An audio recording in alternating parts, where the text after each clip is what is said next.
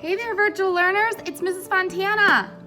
I bet you're thinking I'm gonna take you to space, but unfortunately, not today. Not that kind of space. I wish I could bring you to space because that would be so rad, but I can't. I don't have that kind of money.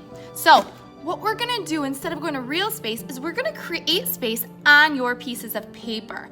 And there's such great clues and tricks as an artist that you can use to make the viewer who's looking at your art believe the space you create on your paper. Right now, this is all one piece of paper and nothing's in front of each other. Nothing's behind each other. But what we're gonna do is we're gonna make things happen, okay? So for instance, when we make two objects, you can make things look like they're in front of each other or behind each other. You also can make things look like they're going back into space. When things are closer, watch my head, I get really big, but then when I'm far away, I get really small. So what we're gonna do is we're gonna create space. We're gonna have a horizon line.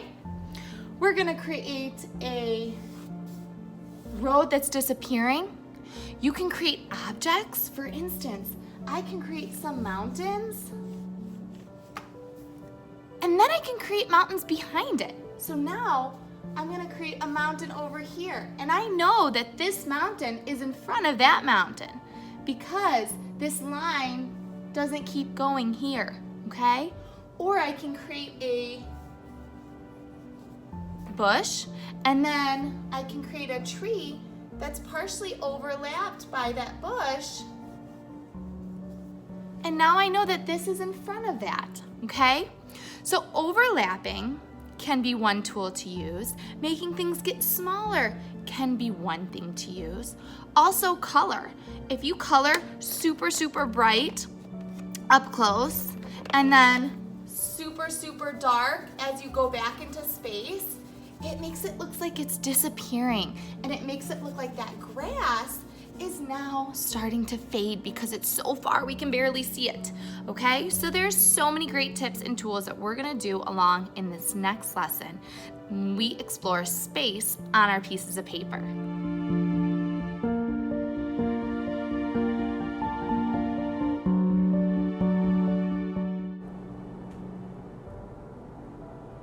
All right, we're first gonna do foreground, then middle ground line, then two lines for my background, like two hills in the background.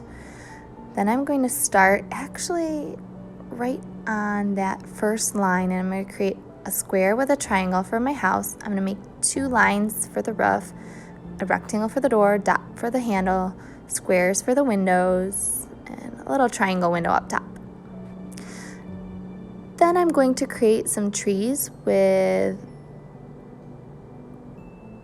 organic cloud-looking shapes, and then the trunks.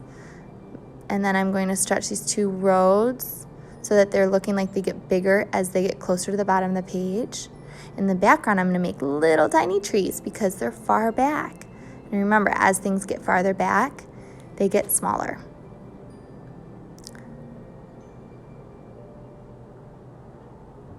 And to finish, I think I'm going to make a sun setting right in the background, a big rainbow arch, and two stretched out letter M's for those birds flying in the air.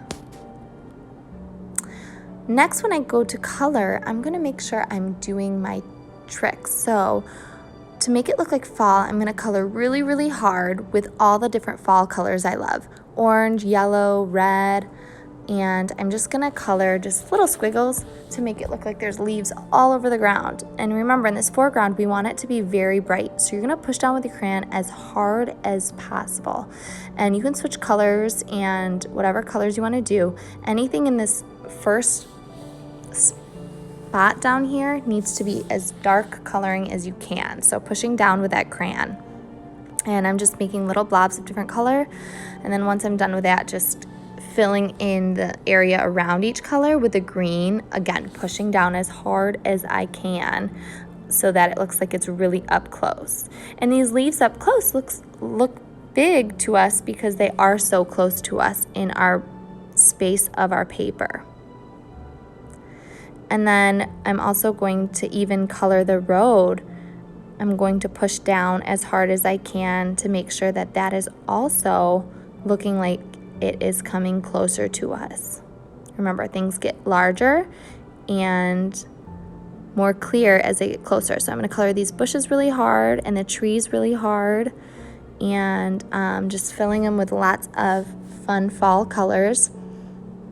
And just little blobs of red and orange and yellow, because all these leaves are just about to fall off my trees here. So I want to fill them in. And then I'm going to start to fill in the house too next, and make sure I'm coloring that as hard as I can.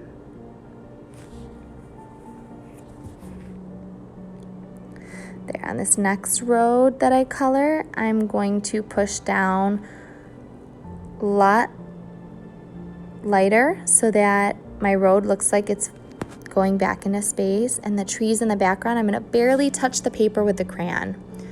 Same thing with their leaves. I'm going to barely touch the paper, and I'm going to just do one color because it looks like it's just faded in the background. I'm going to color my sun in, and then I'm going to barely touch the paper for my sunset colors. So you could do any type of sunset color you want. Oranges, pinks, reds. Those are all good colors. You can even blend some, put a color on top of another color. And for my grass, I'm going to color it a medium hue, or value, sorry, right in the middle. And then in the background, I'm going to do a really light value, so barely touching the paper so it looks like it goes back into space.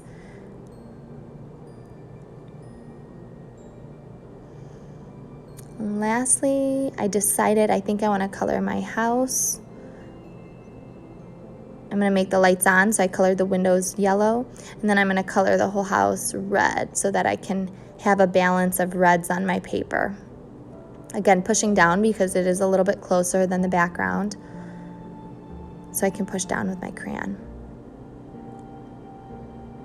And there is my fall landscape, foreground, middle, and background. Good luck! You can also choose on doing a spooky scene if you don't want to do a fall leaves. So that's another option you can try to do, is some type of spooky house. And enjoy creating your foreground, middle ground, and background space on your paper.